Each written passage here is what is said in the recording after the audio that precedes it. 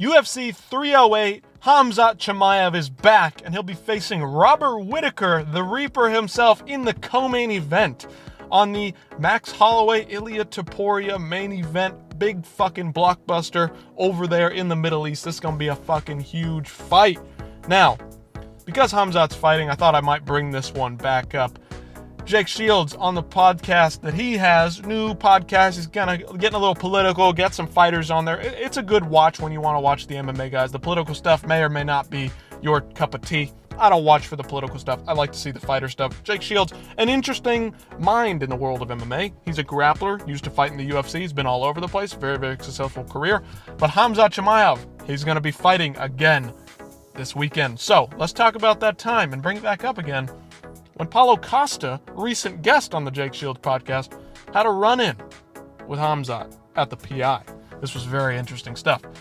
So, here Jake Shields' post. First time he trained with Paulo Costa, Khamzat Chimaev and 10 other Russian fighters tried to jump him. I'm not sure if it was 10 guys. Let's look at the video. We'll show you in a second. I would never allow a friend or a training partner. I don't know if they're really good friends, but they definitely trained with each other in the past. Jake Shields was just visiting, getting Paulo Costa warmed up for his fight. I think, who was he fighting? It might have been Robert Whittaker, or was it the Sean Strickland fight? Anyway, so Jake Shields stood by his side, had his back in case anything went down. It was at the PI. We'll show you this now. Apologies for messing up the fucking stream here. Let's get it going. Courtesy Jake Shields in the podcast. You're my guy. You remember we were... First time we worked out? Yeah, at the FCPI. Yeah, it's a great story. Yeah, go ahead. All right, so here they are down below. You can zoom in here a little bit. I'll zoom in on the footage while they talk. But it was Jake Shields right here in the black, and then Paulo Costa in the red, and all these Russian guys. I don't know who that guy is, the black guy over there, but obviously with the team, maybe he's from the Swedish team, the All-Stars team, not so sure exactly. Can't really tell who it is. But it's mostly a bunch of Russian guys. Like, they're all going to fucking gang up. It's what they do. That was amazing. And the Chimaev, go make it chain. Let's count them real quick because Jake Shields was saying there's 10. So let's see. One guy in the back here, two guy, cameraman, that does he really count? 3, 4, 5, 6, 7, 8. Go make it chain. 9 right here, red shorts. I think that was Chimaev, and then 10. I think that's the translator actually of most of the Russian guys over there. So there were about 9, 10 guys. What's his name? What's the guy's name? Oh, that wasn't Khamzat. Khamzat's in here getting held back.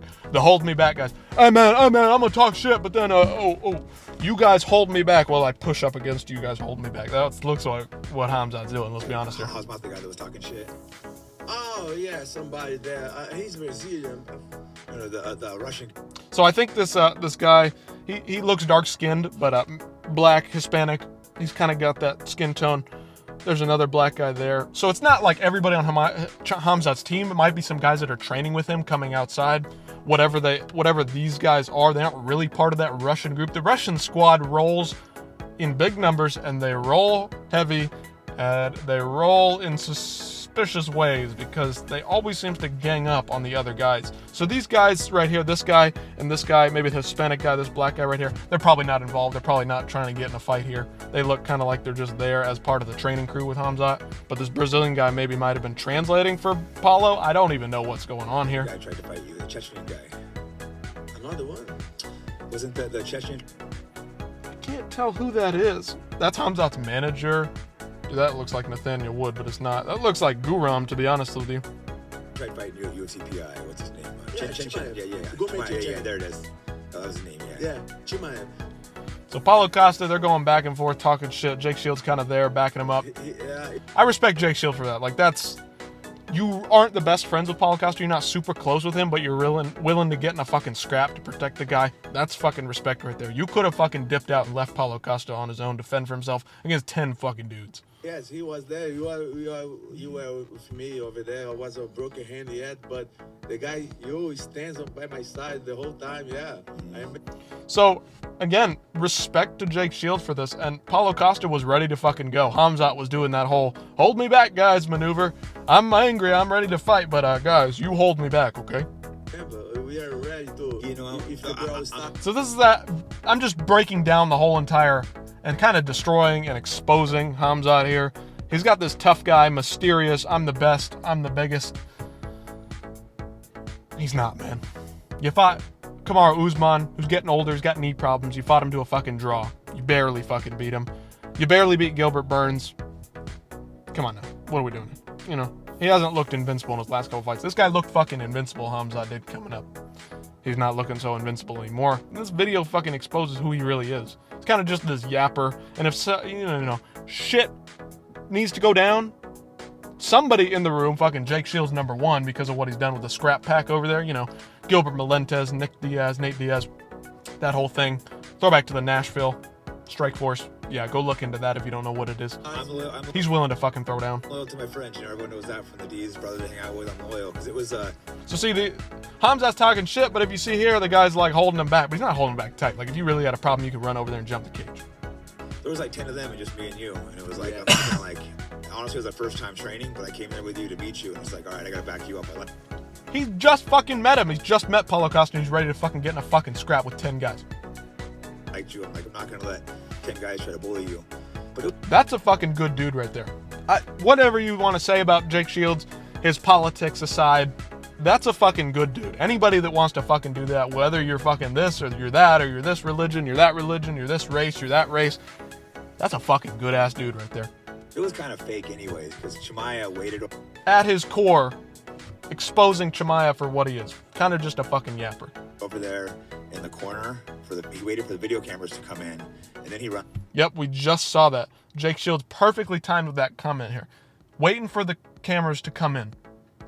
This guy on the far left, holding the camera there. Where were you talking shit before this? Because it looks like it's all happening right now. And the camera guy happens to be there. And the guy holding the phone here that we're seeing happens to be there. Waited for the video cameras to come in. Is this the embedded crew? Is this the countdown crew? And he runs over and is like, let's fight. And then you're just like, okay, whatever. Yeah. You go after your fight. Like, he's so angry, and they're really doing a good job holding him back. They're really heavy-handed here. Look, they're barely touching him. He goes, no, let's fight right now. And you're like, I think that's when I walked over and opened the cage. I'm like, all right. And he just stayed outside, pretending like they're holding. Yep. Jake Shields opened the fucking cage door. It's wide open here. The cage should be going up and around there, like that, swinging down. It's fucking wide open. If he wanted to fight you, he would have ran in. Yeah, it was all for show. Yeah, he's got behind the cage, right? Behind the So listen, I like Khamzat. He's got a fun style. He comes out there in the first round and puts everything out there. Balls to the wall. Absolutely fantastic first round fighter, but he doesn't have much gas after that. He wasn't ready for it. He was not going to go for the smoke. He wasn't ready for the smoke from Paulo Costa. Let's be honest here. Could he have beaten up Paulo Costa? Maybe so. He's got the grappling advantage. Could have taken Paulo Costa down and beat the shit out of him on the ground in a street fight. I'd probably take Khamzat in a street fight if I'm being honest, but Paulo Costa is much bigger than him. There's that. Yeah, the cage. He didn't. He could have walked in and fought you right away. Instead, he waited for guys to pull him. Same thing. If he was really angry, he would slip out of this guy's arms, run around the staircase here, and come in and fight him. And he's not. Why not, Khamzat? If you're really so upset about this. They had like 10 of them. I'm like, well, we might. Looks like Ilir Latifi's also in there. All-star gym. Get beat up because it's 10 fighters, but I'm not going to I'm going to go down fighting with you, though. I'm not a coward, you know. I believe in you go down with your boys. Nobody's holding him now. Still yapping, still running his mouth. Hop the barrier here. Fucking get in there, dude. If you're really about that life. Exactly. You know what? Just me. There's guys in the game that are really fucking about that life. There's fucking gangsters in MMA. There's gangsters in combat sports that have really had a hard life, been to prison, been on the mean streets, been drug dealers. Like, these guys have experienced hard life in some kind of capacity. There's guys like that out there. Khamzat Chimaev is not one of them. He lived through poverty, yes, but poverty doesn't make you a fucking gangster, okay? There's real gangsters out there. And this kind of behavior is reserved for those guys alone who can actually back that shit up and talk the talk and walk the walk. You understand what I'm saying? Khamzat just fucking yaps and talks the talk. There ain't no fucking walking with this guy. He ain't acting on nothing. And you stood there, you say... There they are, back to grappling, back to work. Khamzat's still yapping at him. Yeah, I looked to you, I remember, I looked to you and say, yes, I think I pretty much know if we need to get Brown here, Jake will be here, and let's go. Yeah, you're my guy. Right, let's fucking go. That's all Paulo Costa's saying. Anyway, what do you guys think about Khamzat? I'm a big fan of the guy personally. I think he's fun. He's a good character to have in MMA, no doubt. Absolutely fun. first round fighter. There's nothing that I can complain about when it comes to first round fighting. The guy just isn't as invincible as they say he is. He's not quite the star that the UFC say he is, but he's got a big personality. He's got this mystique, this aura around him. He never fights. He's always injured, always sick. So it kind of starts to wear away at that aura, and this video right here fucking definitely destroys a lot of that character. He's talking, but he ain't fucking walking. If you're gonna talk the talk, you walk the walk. Paulo Costa was ready for a fucking strap. Jake Shields in here on the podcast. They're gonna go through this, talk it out. If you want to go see the whole thing, go check out Jake Shields' podcast with Borrachinha himself. Paulo Costa. Good little clip right here. I'm definitely going to go check out the whole thing. Probably some fun, interesting conversations between the two. Paulo Costa is absolutely hilarious. Is he the best fighter in the world anymore? No, but he's fucking hilarious. Jake Shields, same kind of thing. Is he got some politics that are a little, I don't know what the right word is for him. They're a little bit, far out there for some people, but he's still just an interesting character in the world of MMA. What do you guys think about this? What do you guys think about Paulo Costa and the Khamzat beef? Do you think Khamzat really exposed himself and let his fucking dirty laundry out to dry here and just didn't back himself up in the way that he should have been? You're on camera. You better back that shit up and prove yourself to the real people, because only the fucking casuals are going to buy that type of shit and see, ooh, they were going to fight. Ooh, they were going to fight. If you're really into MMA and you're really into getting down to business and being a real man and what being a talker really does and what being a guy who's a fucking gangster, a real fucking hard-lived gangster is, there's a difference, and you can spot it immediately. And that's what we did here. If you got any common sense, you saw what I fucking saw. That's all I got to say on that. Let me know what you guys think about Khamzat. Is he going to win the fight this weekend against Robert Whittaker? Does he have what it takes to withstand the striking, the footwork of Robert the Weeper Whittaker and get him down to the ground, do some ground and pound, whatever he's going to do? Is he going to withstand Robert Whittaker this weekend? Is he going to get the win at UFC 308? Let me know in the comments down below, and I'll see you in the next one.